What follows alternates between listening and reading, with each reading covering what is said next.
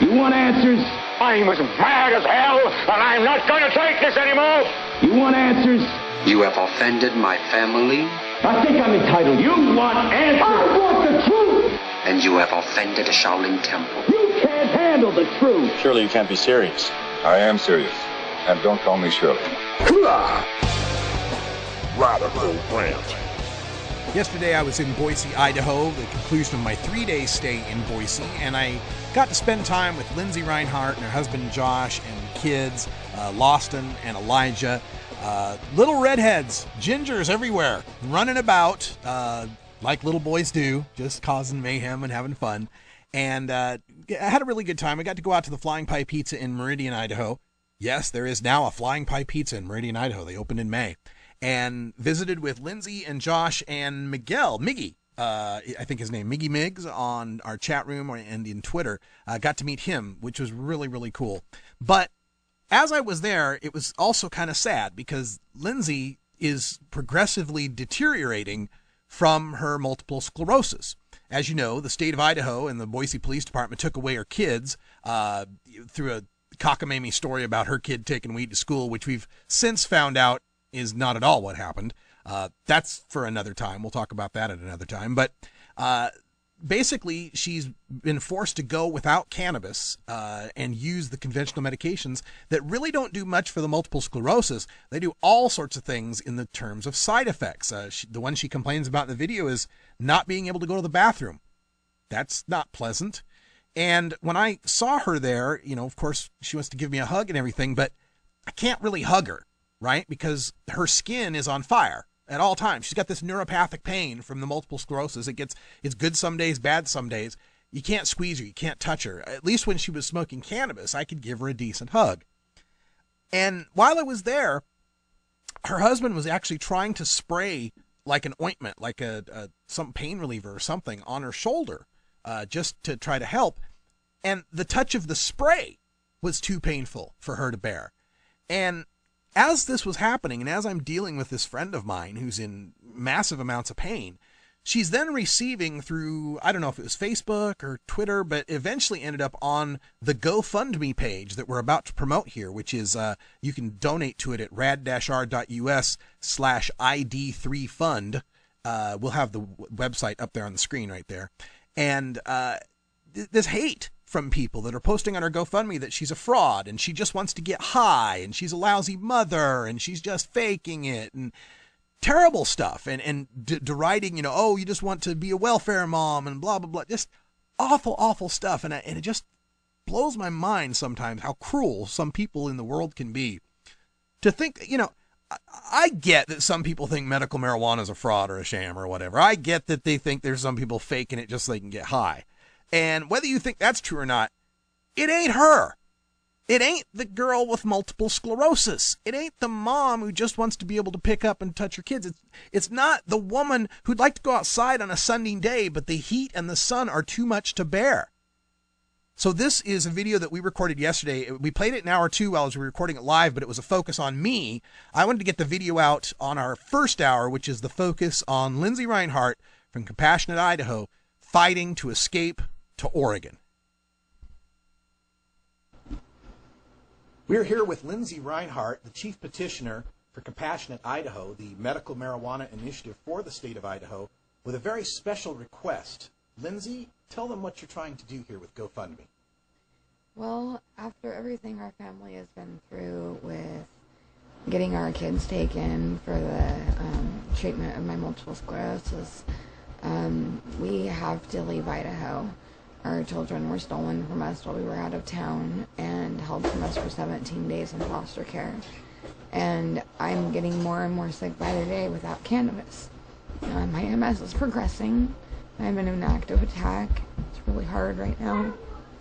And we just needed to get somewhere where it's safe for me to medicate and have my children be safe. Yeah, that's the number one part about this is the state of Idaho, and Boise Police Department basically raided your home, took your kids while you were gone, subjected them to foster care, and you to the horror of having your kids missing like that. And you believe a lot of this is political. I do believe a lot of it is political. Idaho has gone to great lengths to try to not have cannabis in the state. There were 2 pieces of legislation at the beginning of the year. One was to tell the federal government to do what it was already doing and enforce the federal ban on cannabis in general for Washington, Colorado. And finally that nonsense was kicked out, but then they had another one that was the statement piece, so they wasted about $30,000 making a statement that they never wanted marijuana in Idaho ever. It's just this legislature's statement, but it was a loud and clear one. The vote was almost unanimous. But the people of Idaho want it, so we've been fighting and fighting. But we're going to have to fight from Oregon, because me fighting from here, I'm not healthy enough to fight from here. I know I look fine, but I'm not fine. Well, that's something I wanted to talk about as well. You suffer from multiple sclerosis, and one of the things, we've seen even just today, people coming on the Facebook page and saying, you look fine, you're just begging for money, get a job. Tell them a little bit about what this multiple sclerosis is like, what it's like on the pharmaceuticals versus what it's like on the cannabis. Well, I had a few people like that, and then the one that said that I was just moving to get high. And that was so offensive. If I wanted to just get high, I would do it in Idaho. But I don't just want to get high. I want to be able to have safe access. On pills, my body functions don't work right. One of the worst symptoms of being on pills is not being able to use the bathroom when you want to. It's very painful. If I take pills for the conditions, the problems that I have, they don't work as effective. They make me foggy, like I am right now, where I can't organize my thoughts as well. The pills are just horrible. I hate being on them. And even with the side effects, do they touch the symptoms? Do they help the symptoms any? Sometimes a little bit, more than often not. I mean, they want me to take the 4 Vicodin a day. They're 10s, they're not weak. And it's because they don't cover it, I was on morphine, and they just kept adding more and more and more morphine because I wasn't getting out of pain. And now I've just learned that I'm really not a nice person on morphine. I promised my family I would never, ever go on it again. I had to apologize to everybody I knew for how mean I was on morphine.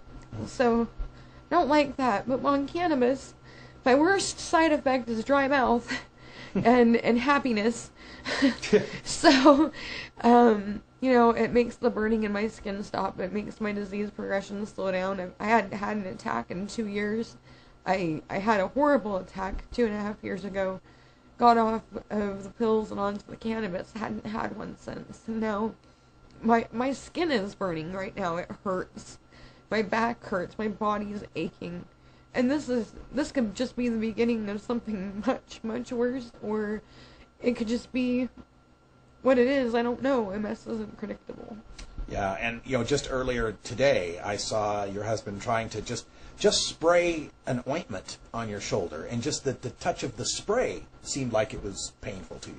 It was painful, and it confuses my body when it attacks my central nervous system. So if I get this cold, soothing, it's supposed to be spray, it's supposed to be soothing, and I get that on my shoulder, and all of a sudden my whole entire body starts waking out because it doesn't understand what's happening to my shoulder.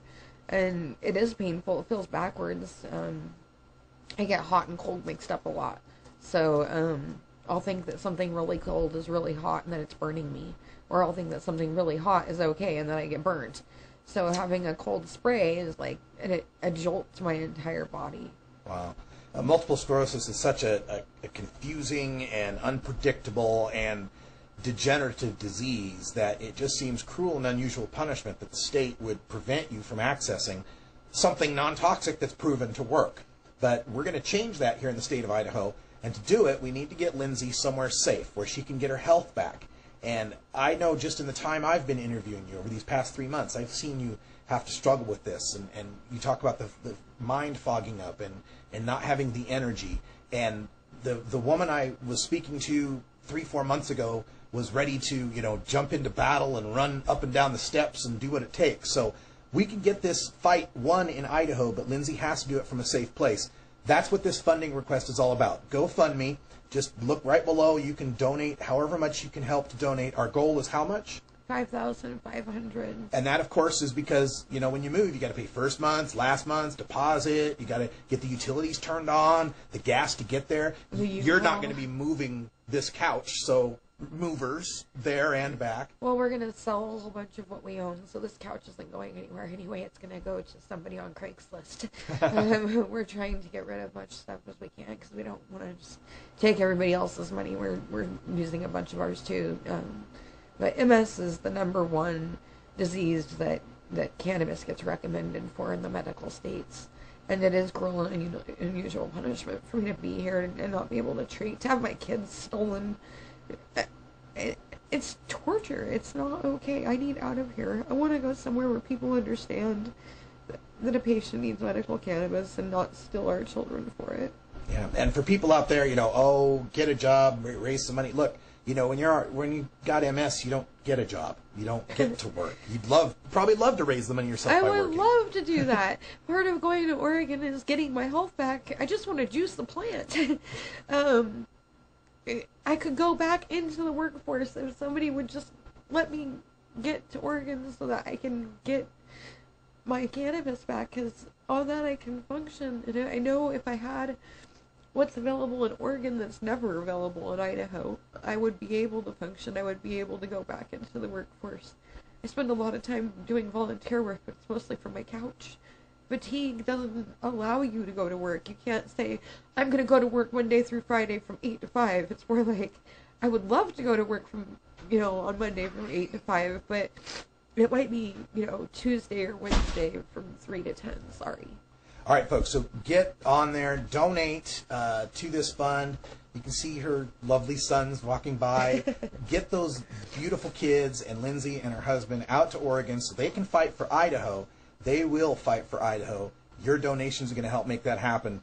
Thank you, Lindsey, for talking to folks, and we will see you later. Thank you. In Oregon, we hope. Yes, and I will fight for Idaho. I'm not giving up. I just need to be more effective. I need to go treat, and I'll be better to help. All right.